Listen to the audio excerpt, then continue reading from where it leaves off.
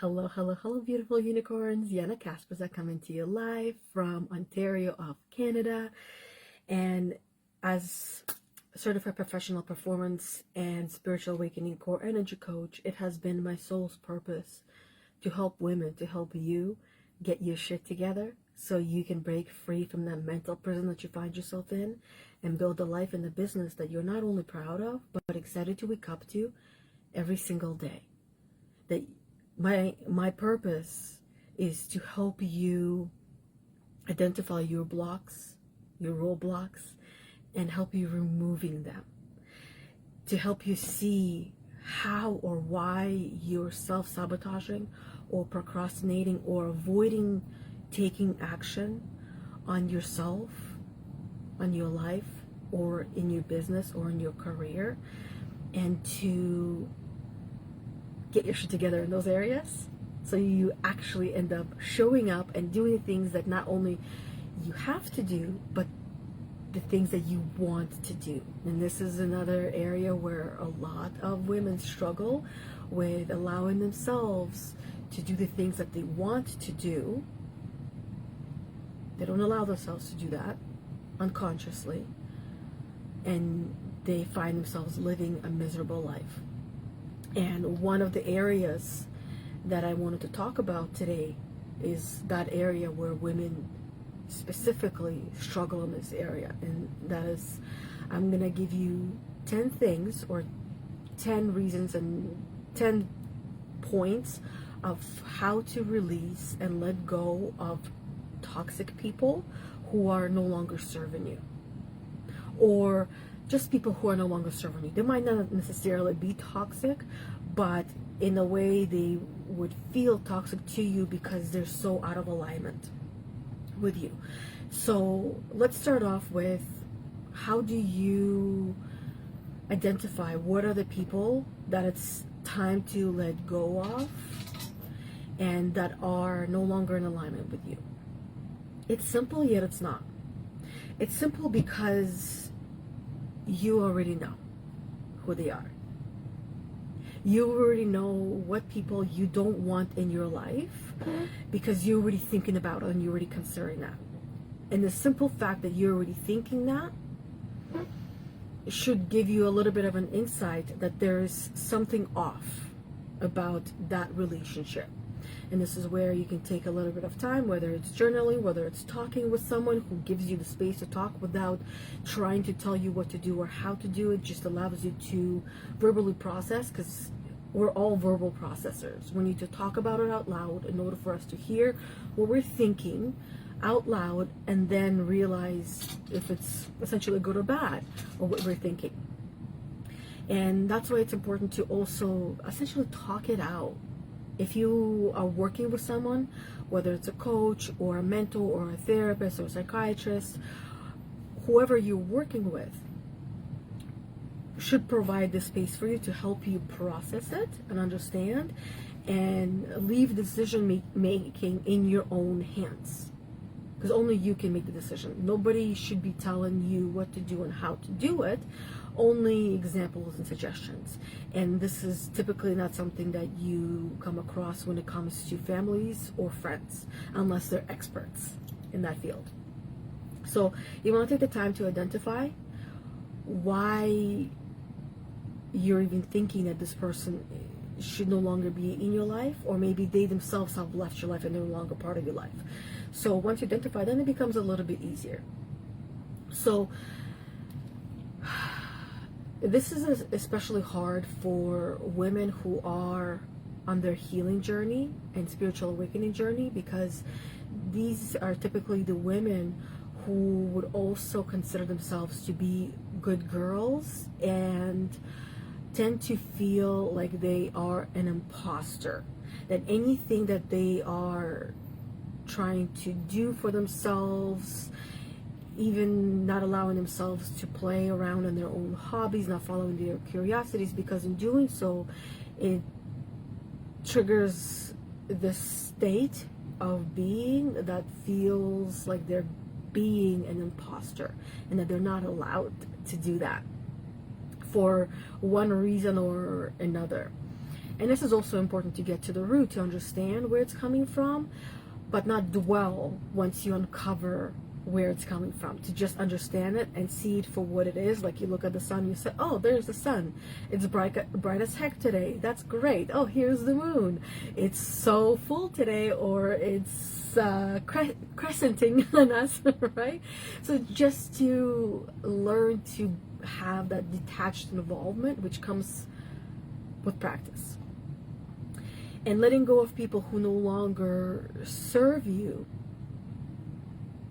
or your highest good is actually a crucial step towards not just your personal growth, but your peace, your healing journey, and your self-mastery, which is your evolution, your personal evolution, so you can evolve into the person that you not only want to, but are meant to be and become. And without having this dead weight. Anyone that feels like is dragging you down and not allowing you to be yourself, or not accepting you, or not hearing you, not understanding you, don't waste your precious breath, energy, and most importantly, time. Your breath you can get back within reason. Your energy you can recharge, but your time you can never get back. So if you're spending time explaining yourself to people, you explain yourself to the wrong people. Because the right people will not need you to explain yourself to them. They will just accept you as you are and not judge you for it. Allow you to be and exist in the way that you are existing, and supporting you in the process, because they understand that it allows them to do the same. Okay, so here are the 10 things that can help you to release and let go of toxic people, or just people who are no longer serving you. Because this is a trending topic that I see with a lot of women that are coming into the group. Welcome, new members, by the way. Hello, how are you doing? Say hi, tell me where you're from. So I see this as a trending topic throughout, in different ways, shapes, and forms, different words, but it comes down to, there are people in my life who are draining me, who are not accepting me as I am, and there are people in my life that I am struggling to forgive or forget or let go of. That there's still that emotional attachment to people. And I mean, there's a lot of things that I could say with it, but it does essentially come down to, you gotta choose you. Every day, it is your job to wake up and choose yourself over and over and over and over again. And the world, the universe will challenge you. And the reason why it will challenge you, the challenges are opportunities for you to prove to yourself and to the universe that you are ready to receive yourself and to accept yourself and to love yourself. And it will challenge you in all different tests and exams by giving you hard experiences where you are going to experience emotional turmoil, where you're going to question things, where you will feel chaos inside of you. You will be affected in some or all of your bodies, physical, emotional, spiritual. In your belief systems will be questioned. You will find yourself feeling challenged, especially when you come really close to achieving that goal or dream that you have, that you're going to be challenged. If you really want this, what are you willing to do and sacrifice in order for you to have that? What are you willing to overcome and break through in order for you to have that? So if you want peace, you must earn it. And the way you would earn peace is by overcoming all of these challenges that are given to you in order for you to become the person that you're meant to become, because who you are today, you simply are not peace. You cannot live a peaceful life because of who you are today. And your goal of living a peaceful life involves you becoming a different person, not entirely, but partially. You need to become a different person. And the majority of you becoming that person is all mental. Everything is mental exercises, mental work, understanding yourself, your thought process, your thought patterns and habits and traits and values. What I mean is, you need to understand who you are right now, and who you are being who you are right now, which is not who you truly are at your core, and also identify who you're working towards becoming, and then closing that gap between the two by doing a little bit of work every single day, and then that compound interest will pay off of you doing a little bit of work every single day. So let me take I just want to make sure that I have my computer all set and ready, because my phone doesn't show me all the information. Actually, I don't even know if my computer is even up to date.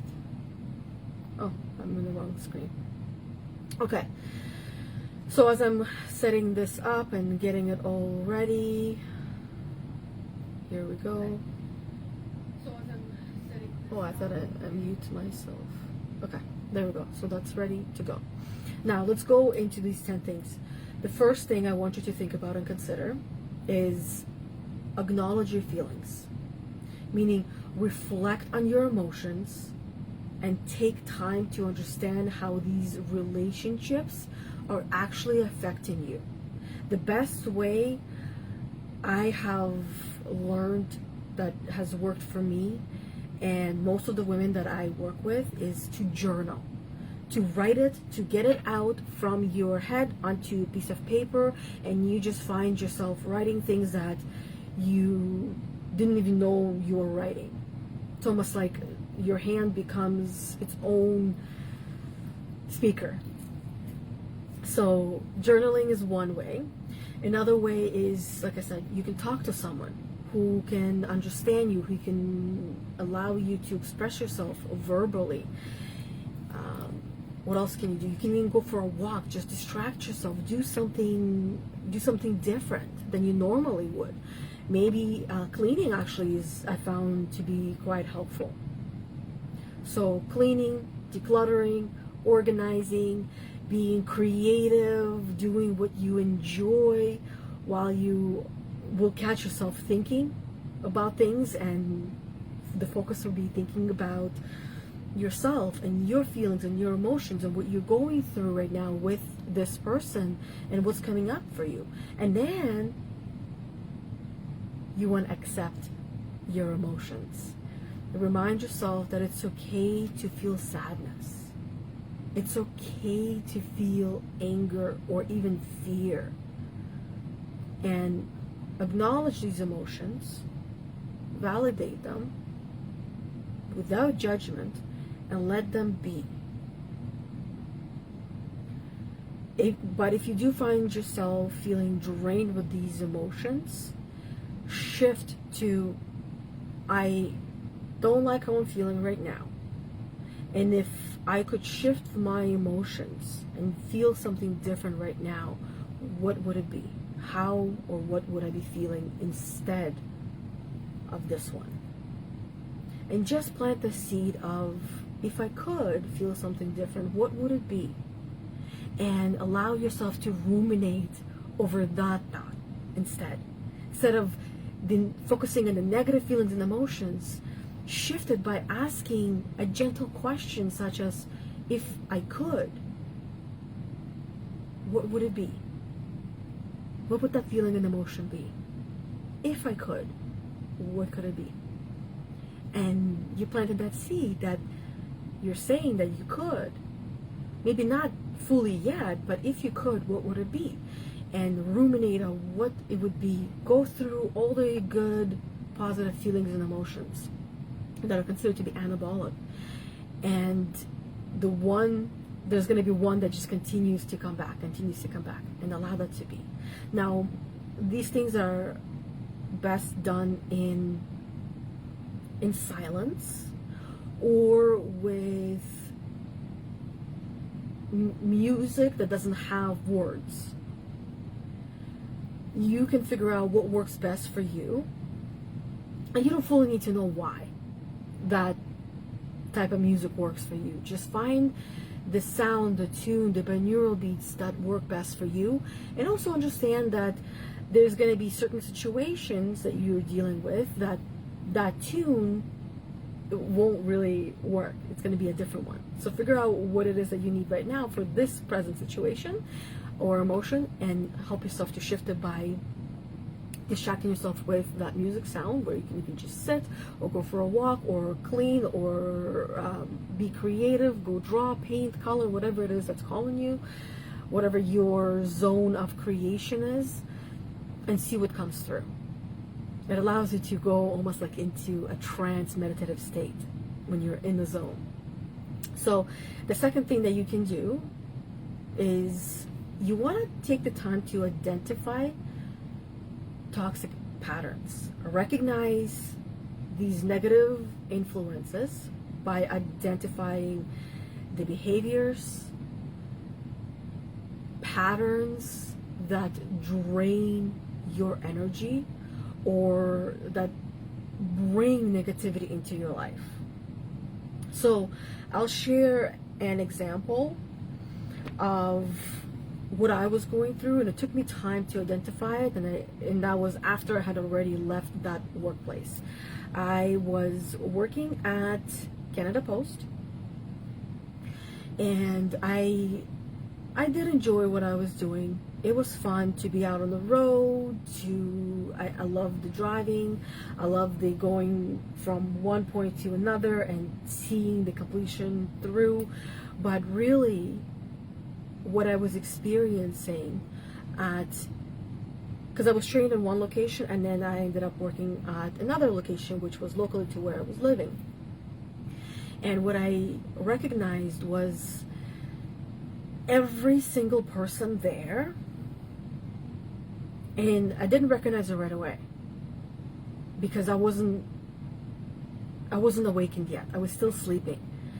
And what I recognized not too long after was just how negative every person was, and how they were pumping me full of fear.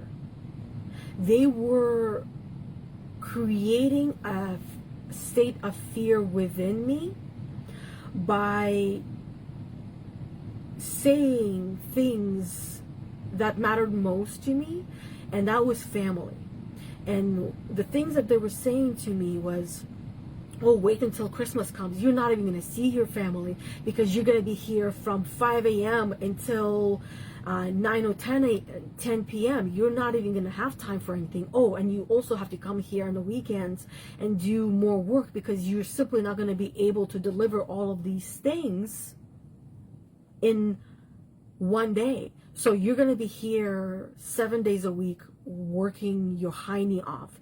And especially the fact that you're new and you're going to be given all of these different routes that you've never done before. It's going to take you longer to do those things. So they were pumping me full of fear. And yes, they were, from their point of view, they were trying to prepare me and help me. But in reality, they were telling me more of who they are and what they deal with and how miserable they are with what they're doing than trying to prepare me for things. Because when we listen to what people are saying, we are actually listening to hear who they are and what they believe in and their own struggles. So by listening and paying attention, I noticed a common pattern that none of them were happy at their job. None of them enjoy doing what they were doing. And it helped me to reflect on in my future, by seeing what's possible with all of these people.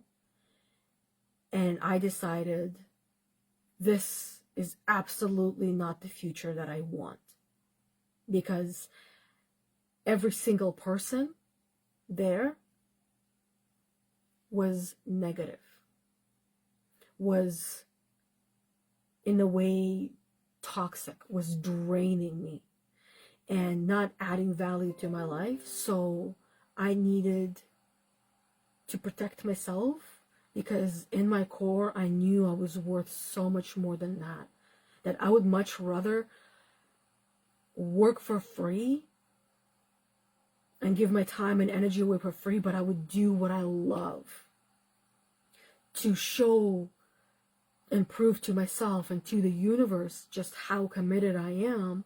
And then the floodgates would open and I would get rewarded for all of my hard work and energy that I have invested in this very thing that I absolutely love. And this is what is now called Empathy Unicorn Academy. So recognizing these negative influences and identifying these people's behaviors and patterns that are draining us, you, that were draining me, and then evaluating, either setting boundaries or making changes. Which one is it going to be? Sometimes setting boundaries is simply not possible. That was absolutely not possible in my case. It was not my place, nor could I force two handfuls of people to change who they are, just so that way I can feel a little bit of positivity in my life and tell them, don't talk about this, don't talk about that, I don't want to hear it, right? It's just not feasible. So the other drastic change I needed to make was walk into the office and say, I will be leaving. Today is my last day. I will not be staying. And it was hard to do, especially the fact that I believe it was assistant manager, the people in charge, let's call them that, there was two of them. They were shocked because of how good of a job I was doing, that I was also only receiving positive compliments from all the customers. I haven't received any negatives, and they were shocked that I was leaving. And I said the same thing I just said to you all, that I believe I deserve to do, I meant to do something different and better, and this is not it. Like, this is draining, and it does not feel right. And when it does not feel right and you keep pushing and forcing, you're not gonna be happy, you're not gonna be free, you're not gonna be yourself, you're gonna break yourself. So evaluate your boundaries, assess whether your boundaries are being respected in the relationship or in those relationships or not, and set new ones if there needs to be. Number 3 would be understanding your truth, understanding who you are. Embrace and uncover and embrace your self-love. Remind yourself of who you are. Remind yourself of your values. Remind yourself of what you are worth, that you are worthy of amazing things and you're worthy of greatness. Practice self-care and practice affirmations. Say things to yourself that you know to be true in the I am statements, but positive I am statements. And reinforce your self-esteem. That's what you got to do as well. Put your well-being first. So you want to prioritize your well-being and your mental, your emotional, your spiritual health and your actual physical health as well. It needs to be a priority. And let's go through these quickly for the sake of time as well. Number 4 is you want to learn to speak up for yourself if you haven't already. Communicate your needs. No one can read your mind. No one can assume this is what you want to hear. This is what you need help with. Be honest in your conversations. Talk to people. Express what's going on. And if somebody's asking you to do something and you don't want to do it, say no. Speak up for yourself. Don't agree to do something when you actually don't want to do it because you feel bad for that person for receiving a no from you. They'll find another way. And set clear boundaries, as I said earlier. Clearly state your boundaries and make any changes that you need to make for yourself to protect your own well-being. And with these people, some of these people, you can't really cut them cold turkey. So what you can do is you can gradually start detaching yourself. So limit the contact with them and reduce the amount of time you spend with them, how much energy you invest in these relationships. And that also means thinking about them as well. Every time you think about them, you're sending energy to that person. So if you don't want to be giving your energy away for free, then shift that focus on yourself. Whenever you catch thinking of someone else that is draining you, shift to the I am statements. Remind yourself of who you are and what you're worth. Find support, which means you want to support yourself with people who are going to help you on this journey and not going to tell you what to do or how to do it. Some of these relationships, you actually want to seek closure. You need closure, or do even some kind of rituals that can help you to have that closure. A ritual like writing a letter, or recording a little video or a little audio for yourself. You don't have to send it out. If you want to, you can, but you don't have to. Express your feelings, express your emotions, express your intentions, and afterwards, you can burn it. It can be a burn ceremony that you do. And that would be a symbol for letting go. Some people bury, they rip it apart and they bury it. Whatever it is you feel called to do. This will also help you to forgive and to release. Forgiveness is your peace. And forgiving yourself is harder than forgiving others. So forgiving yourself for not knowing better. Forgiving yourself for whatever it is that you might have that comes to mind, honestly. Because there's going to be different things for all of us that coming through when it comes to forgiving.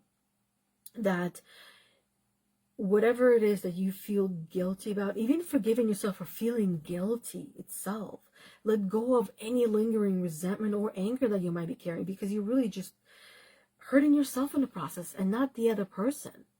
It's like you drinking poison and expecting the other person to die. That's what anger, resentment, sadness, and grief, and guilt and shame are doing. They're poisoning you and your body. It's like drinking poison a little bit every single day. And then what you want to do is you want to focus on your personal growth. And that's number 7. Invest in yourself financially, emotionally, physically, and the time investment. That's going to be key. Figure out what you want from yourself and from your life and see what kind of investment it entails. Not all of them are going to be financial, but all of them will be time investments. No matter what it is that you choose, you're going to spend time there. So you got to be okay and feel comfortable and want to spend time in whatever it is that you are doing.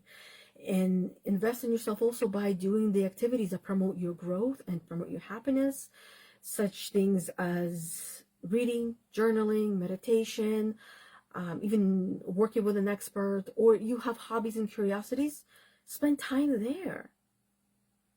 You can learn a lot. There's a reason why you have those hobbies and you have those curiosities and no one else does.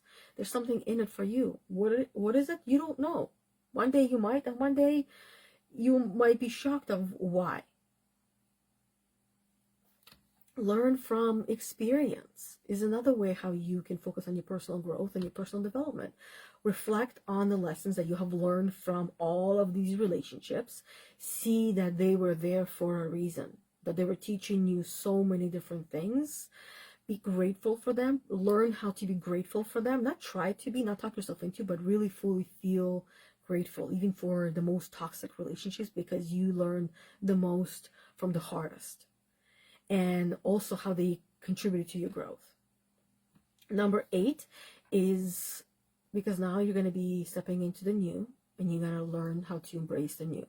Welcome new connections, new people into your life. Be open to forming new, healthier relationships that align with who you are, that align with your goals, with your values, and with your future, where you are trying to get in your future.